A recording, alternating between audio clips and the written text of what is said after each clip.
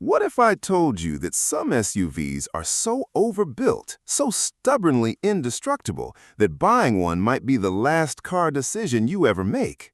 I'm serious. These are 5 SUVs so reliable you might never need another car. We're talking engines that laugh at the 300,000-mile mark and just keep going, while your neighbor's flashy new ride is already on a first-name basis with the tow truck guy. So buckle up, because by the end of this list, you'll be rethinking everything you thought you knew about dependable. Let's get into it. Picture this. It's a miserable winter morning, the kind when the roads look like someone glazed them like a donut, and every car on your street is doing an impression of a figure skater who skipped lessons. And then there's the Forester, just going. Calm, unbothered, climbing your icy driveway like it personally insulted the hill and is now here to finish the argument. That's the Subaru Forester in a nutshell, the SUV that treats bad weather as a personal hobby. Now here's where it gets interesting, because the secret to the Forester's almost annoying dependability lives under the hood and underneath the floor. Subaru builds these with a boxer engine, which means the pistons punch sideways at each other instead of up and down. It sounds like a weird design flaw, but it actually keeps the engine low and flat, which gives the whole vehicle a lower center of gravity. Translation? It grips corners better, it feels planted, and is far less likely to do anything dramatic when you ask it to swerve. Pair that with Subaru's legendary symmetrical all-wheel drive, which isn't some part-time system that wakes up only when you're already sliding into a ditch, and you've got an SUV sending power to all 4 wheels all the time. It's why owners in snow country treat their Foresters like family members, and honestly, some of them probably trust the Forester more than they trust the actual family members. But let's talk about the thing that really matters here, which is longevity, because that's why this car earned its spot on this list. These engines are famously willing to rack up serious mileage when they're cared for. We're talking owners casually rolling past 200,000 miles and treating it like a Tuesday. The drivetrain is overbuilt, the parts are everywhere, and mechanics actually know how to work on them without summoning a specialist from 3 states away. It's the kind of vehicle that depreciates slowly, holds its value like a stubborn old man holding the last parking spot, and just keeps showing up for you year after year. And the visibility, oh, the visibility. Big glass, upright design, a commanding view of the road. You sit in one of these and suddenly understand why so many people who buy a Forester end up buying a second one a decade later. Now, before you go running to the dealership with your wallet wide open, let me play the responsible friend for a second, because no car is perfect, not even this overachiever. If you're shopping for a used Forester, there are a few things you genuinely need to keep your eyes on. Certain old and model years, particularly some from the late 2000s and very early 2010s, had a reputation for head gasket issues. It's the kind of repair that won't end the world, but it'll definitely ruin your weekend and a chunk of your savings. So before you buy, get a mechanic to check for any oil and coolant mixing where they shouldn't be mingling. Think of it as a first date. You want to make sure there are no red flags before you commit. The other thing to watch is oil consumption on a stretch of certain 4-cylinder models, where some owners notice the engine drinking oil a little more enthusiastically than it should between changes. The fix is simple awareness. Check the dipstick regularly, and if the seller looks nervous when you ask about oil top-ups, that nervousness is telling you something. Also give the CVT transmission on the newer ones a fair look. They're generally solid, but you want a clean service history because a neglected CVT is never a fun surprise. And finally, because these things love the outdoors as much as their owners do, check underneath for rust and any battle scars from a life of muddy trails and salty winter roads. A Forester that's been off-roading every weekend is charming, but you want to know what you're adopting. Here's the bottom line, though. Tick those boxes, find a clean one with honest paperwork, and the Subaru Forester rewards you with the kind of loyalty money can barely buy. It's not flashy, it's not trying to win a beauty contest, and it absolutely does not care what the sports car in the next lane thinks of it. It just works. Through snow, mud, school runs, road trips, and roughly a decade of you forgetting to wash it. And that, right there, is exactly the kind of quiet, bulletproof reliability that earns a spot on a list like this. So that's number 5, holding the line beautifully. Tell me which one's stepping up next, and let's keep this going. Real quick, before we roll on to number 4, if this Forester just earned a little nod of respect from you, do do me a tiny favor and smash that like button. Seriously, it takes 1 second, it's free, and it tells the algorithm to stop hiding good car content from people who actually need it. And while your thumb's already down there, hit subscribe so you don't miss the rest of this countdown. Because trust me, the next few picks are going to start some arguments. Speaking of arguments, here's a question for the comments. What's the highest mileage you've ever personally seen on a Subaru, or any car for that matter? Drop the number down below, and let's see who's driving a genuine automotive zombie that simply refuses to die. I'll be reading them, and the winner gets, well, bragging rights, but those are priceless. All right, on to number 4. Let me set the scene. Somewhere out there, right now, there's a RAV4 with more miles on it than a retired airline pilot, still starting on the first turn of the key, still getting someone to work, still completely unbothered by the fact that it should have given up 2 presidencies ago. That's the reputation this thing carries, and it didn't get there by accident. The RAV4 is what happens when a company becomes so obsessed with not breaking down that exciting stops being the goal entirely. And you know what? People line up around the block for that. Because excitement is great until you're stranded on the shoulder of a motorway Googling how much a new transmission costs. So why is this thing so absurdly dependable? It comes down to a philosophy Toyota has been quietly perfecting for decades. Take proven engineering, refuse to overcomplicate it, and build it like you're never going to see the customer again because they're never going to need to come back. The 4-cylinder engines in these are about as stressed as a cat napping in a sunbeam. They're not pushing crazy power numbers, they're not packed with fragile turbos, begging for premium fuel and constant babysitting. They're just relaxed, efficient, and engineered with enormous mechanical breathing room. When an engine isn't working at the edge of its limits every single day, it tends to live a very, very long life. It's the automotive equivalent of jogging gently for 50 years instead of sprinting once and pulling a hamstring. And then there's the running costs, which is where the RAV4 really wins hearts. Parts are cheap, and they're absolutely everywhere. Any mechanic on the planet has seen 100 of these, so you're never being charged a mystery foreign car tax just to change a sensor. Fuel economy is genuinely sensible, the interiors are built from materials that seem to be allergic to wearing out, and the resale value is so strong it's almost comical. You buy a RAV4, drive it for years, and it has the audacity to still be worth a respectable chunk when you sell it. Most cars depreciate like a dropped phone. The RAV4 depreciates like fine real estate. That blend of low cost, high durability, and rock-solid resale is exactly the recipe that puts it this high on the list. But, and you knew there'd be a but because I'm not letting you walk into a dealership without your armor on, there are real things to watch when you're buying one used. First, on a certain stretch of the 4-cylinder models, some owners reported excessive oil consumption, where the engine sips oil faster than you'd expect between changes.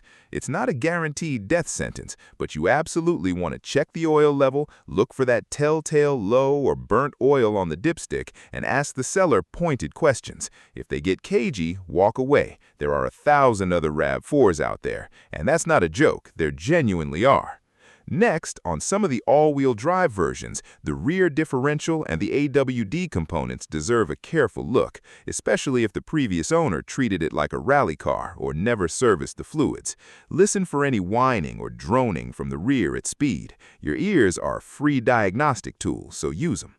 Also, certain older models had issues with frame rust underneath, particularly in regions where they salt the roads in winter. So get underneath it or get it on a lift and check that frame like your money depends on it, because it does. A rusty frame is the one problem that can turn a reliable legend into a very expensive paperweight. And one more friendly tip. On the models with the CVT-style automatic, make sure there's a clean transmission service history, because while they're generally dependable, no gearbox enjoys being ignored for 100,000 miles. Find one that's been loved with the paperwork to prove it, and you're golden. Here's the truth of it. The RAV4 isn't going to make your heart race at a stoplight. It's not going to win you any cool points at a car meet, and it will never ever be described as thrilling.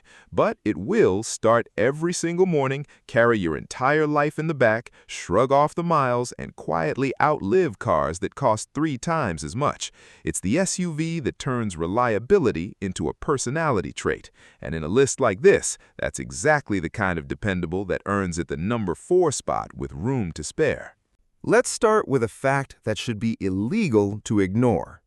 This is the SUV that didn't just survive the Dakar Rally, it conquered it more times than any other vehicle in history. We're talking about one of the most brutal, car-destroying, soul-crushing endurance races on the planet, where machines go in shiny and come out as scrap metal, and the Montero kept crossing the finish line like it was out for a relaxing Sunday drive through the dunes. So when someone tells you this thing is tough, understand that tough is putting it politely. This is a vehicle with a literal championship resume in surviving the apocalypse. But here's the part that makes it special for regular people like us, not just desert racers with sponsorship logos. All of that punishment-proof engineering trickled straight down into the version you can actually buy. Underneath the Montero sits a proper body-on-frame design on most of the classic generations, which is the old-school, rugged way of building an SUV, a separate frame that can take an absolute beating without folding. It's the difference between a vehicle that's designed to look like an adventurer and one that's genuinely built to be one. Add to that a serious 4-wheel drive system engineered to crawl over rocks, wade through rivers, and climb things that would make a mountain goat nervous, and you start to understand why people who live at the literal end of the road swear by these. The engines are where the dependability really sinks in, though. Mitsubishi built these power plants to be unfussy, mechanical, and stubborn in the best possible way, particularly the diesel versions, which have a cult following of owners who treat them like heirlooms. These engines don't ask for much. Feed them oil, keep up with the basics, and they'll keep grinding out the miles in conditions that would make a delicate modern engine spontaneously file for retirement. And because the whole vehicle was overbuilt from the start, the suspension, the axles, the drivetrain, they all carry that same "we built this to outlive you" energy. That's exactly why you'll find these things still working hard on farms, in mountains, and in the harshest corners of the world decades after they rolled off the line. Now here's my favorite part, which is that all this toughness comes wrapped in a vehicle that's honestly kind of underrated on the used market. While everyone else is fighting bidding wars over the obvious choices, the Montero quietly sits there offering you genuine off-road royalty for sensible money. But, and put your seatbelt on for this one, buying the wrong one can absolutely bite you. So let's talk about what to watch. First, and most important, rust. These have been around a long time, and they've lived hard lives, so you need to inspect the frame, the floors, the wheel arches, and underneath like a detective at a crime scene. A bit of surface rust is forgivable. Structural rot in the frame is a hard no. Walk away, don't look back. Second, because so many of these were genuinely taken off-road, check for the consequences of that adventurous life. Worn suspension components, leaking differentials, tired bushings, and any signs that someone treated it like a stunt vehicle and then never paid the bill. Listen and feel for clunks and play in the steering and suspension on a test drive. On the diesel version specifically, you'll want to confirm the timing belt history, because a neglected timing belt is the kind of mistake that turns a bulletproof engine into a very heavy ornament. Get proof it's been changed on schedule. Also check the automatic transmission carefully on the higher mileage examples, and make sure the 4-wheel drive system actually engages and disengages properly. Get it into low range and make sure it shifts, because that system is the entire point of the vehicle, and you don't want to discover it seized after the money's gone. And finally, electrical gremlins can show up on some of the more loaded versions, so test every window, every light, every gadget, because some of these were stuffed with features that don't love old age. Here's the bottom line on the Montero. It's a multi-time desert-conquering, frame-built, go-anywhere machine that somehow still flies under the radar. Find a clean one that wasn't beaten into oblivion with an honest history and a solid frame, and you've got an SUV that'll follow you to the ends of the earth and quietly ask you if you'd like to keep going. It's rugged, it's proven, and it absolutely earns its place at number 3. I know exactly what some of you are thinking right now.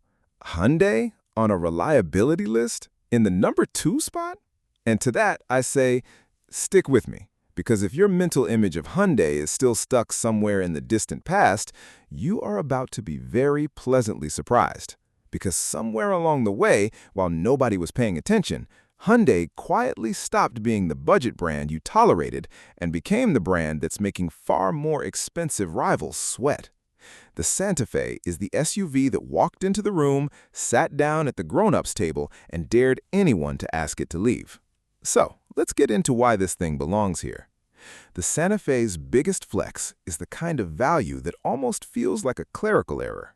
You get a genuinely spacious, comfortable, well-equipped family SUV, 3 rows of seating on many versions, room for the kids, the dog, the luggage, and that one friend who always insists on coming along, and you get it without the eye-watering price tag the badge snobs are paying elsewhere. But the part that earns its reliability reputation is what backs it up. Hyundai builds these with a refreshingly sensible approach, and on top of that, they became famous for offering some of the most generous warranties in the entire industry. When a company is willing to stand behind its cars for that long, that's not marketing fluff. That's a company that's quietly confident its engineering won't embarrass it. You don't offer a warranty like that if your cars are made of papier-mâché. And the ownership experience is where it really clicks. The Santa Fe nails the boring but crucial stuff that families actually live with every single day. The cabin is built to take abuse, spilled juice, muddy boots, the slow apocalypse of raising children, and it holds up. The naturally aspirated engines in particular have a solid track record for going the distance without drama. The ride is comfortable, the tech is modern without being needlessly confusing, and the running costs stay refreshingly reasonable. Parts availability is excellent, and the dealer network is enormous, so you're never hunting the far corners of the internet for some obscure component. It's an SUV engineered for real life, and real life is exactly where reliability actually matters. Not on a spec sheet, but on a wet Monday morning when you just need the thing to start and go. And it does. But, and you know by now I'd never let you walk in unprepared, there are absolutely things to watch when you're buying a used Santa Fe, and some of them are genuinely important. The big one, certain model years with specific turbocharged and direct injection 4-cylinder engines developed a reputation for engine trouble, including issues that could lead to engine failure in the worst cases. This is not the moment to wing it. Before you buy, research the exact engine in the exact model year you're looking at. Check whether it falls under any recall or extended warranty campaign, and confirm there's documented proof the work was done or the engine was inspected. A few minutes of homework here can save you from a 5-figure heartbreak. Beyond that headline, give the transmission a proper test on the road and make sure shifts are smooth with no harshness or hesitation, because a neglected automatic is never cheap to sort out. Check the service history closely. A Santa Fe that's had regular oil changes with the correct oil and on schedule is worth dramatically more to you than a cheap one with a mysterious past, especially given those engine concerns. Look over the electronics, since these are loaded with features and you want every screen, sensor, and camera actually working. And as always, hunt for any signs of rust underneath and accident damage that's been quietly painted over. A clean history report and a thorough inspection are your 2 best friends here. Here's the honest bottom line. Buy the wrong Santa Fe with the wrong engine and no paperwork, and you could be in for a rough ride. But buy the right one, the right model year, the right engine, with a clean, documented history, you walk away with one of the smartest value-for-money SUVs on the entire used market. Space, comfort, features, and genuine dependability, all for a price that makes the premium badges look like they're just charging you for the logo. That combination of value and proven family hauling toughness is exactly why the Santa Fe charges in at number 2. Here's a bold claim to kick this off. If you took every SUV ever made, lined them all up, and asked 1,000 mechanics to pick the one they'd trust with their own family without a second thought, An unsettling number of them would point straight at the CR-V. Not because it's exciting, not because it'll make your pulse race, but because it has spent decades quietly building the most boringly bulletproof reputation in the entire business. And in the reliability world, boring is the highest compliment you can possibly give. The CR-V didn't fight its way to the top of this list with horsepower or flash. It got here by simply, relentlessly, almost stubbornly refusing to brake. So what's the magic? It comes down to one of Honda's greatest gifts to humanity: engines that just don't know how to quit. The naturally aspirated four-cylinders that powered so many of these are the stuff of legend, engineered with the kind of precision and conservative tuning that lets them shrug off hundreds of thousands of miles like it's nothing. These motors aren't straining, they're not overstressed, they're just doing their honest day's work decade after decade. Pair that with a chassis and interior built to a genuinely high standard, and you get a vehicle where everything ages gracefully. The doors still shut with a solid thunk, the seats don't disintegrate, the controls keep clicking like the day they left the factory. It's the rare SUV that feels like it was built by people who actually expected you to keep it for 20 years. But reliability alone doesn't make something the best. Practicality does, and this is where the CR-V quietly shows off. The packaging is borderline genius. There's an almost magical amount of space inside for a vehicle that's so easy to park. The visibility is excellent, the fuel economy is sensible, and the whole thing is just ruthlessly easy to live with. It's comfortable on a long road trip, nimble in a tight car park, and big enough for the chaos of real family life. And because Honda sold an absolute ocean of these, parts are everywhere, every mechanic knows them inside out, and the running costs stay delightfully low. You're not paying a premium to own peace of mind, you're paying less for it. That combination of legendary durability and effortless everyday usefulness is exactly why it wears the crown today. Now, even the king has a few things you need to check before you hand over your hard-earned cash, so let me send you in armored. On certain turbocharged versions from more recent years, some owners reported a problem where fuel could mix into the engine oil, particularly in colder climates and on short trips. So if you're looking at one of the turbo models, check that oil carefully. Smell it, look at the level, make sure it isn't sitting suspiciously high or smelling of fuel, and confirm any related service updates were carried out.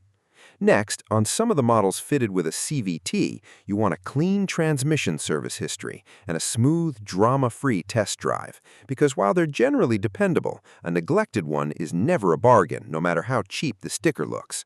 Beyond that, give the air conditioning a proper test, since a few model years had compressor quirks that aren't fun to fix in the heat of summer. Listen for any unusual noises from the suspension over bumps. Check that all the safety tech and cameras actually work on the newer ones. And as always, get underneath and hunt for rust and any past accident damage that's been quietly tidied up. Pull the service records, run the history check, and let a trusted mechanic give it a once-over. Do that, and you're not just buying a car, you're adopting a loyal companion that'll be there long after the trendy SUVs of today have rusted into memories. So there it is, the Honda CR-V. Not the loudest, not the flashiest, but quite possibly the smartest automotive decision you could ever make. It's the SUV that turns reliable into an art form and genuinely backs up the promise we started with. Buy the right one, look after it, and you really might never need another car again. And that wraps up our countdown. If you made it all the way here, you're my kind of person. So let's make it official. Smash that like button if this list helped you, and subscribe to the channel so you never miss the next deep dive, because we've got a garage full of them coming. Ring that notification bell too so you're the first one in the comments next time. And speaking of comments, I want to hear it. Out of all 5 today, which one would you actually park in your driveway? And did your personal favorite make the cut? Or did I just commit a crime by leaving it off? Tell me below. Let's get a good debate going. And if you know someone who's about to buy a car and desperately needs to see this, do them a favor and share it. You might just save them from a very expensive mistake. Thanks for watching, drive safe out there, and I'll see you in the next one.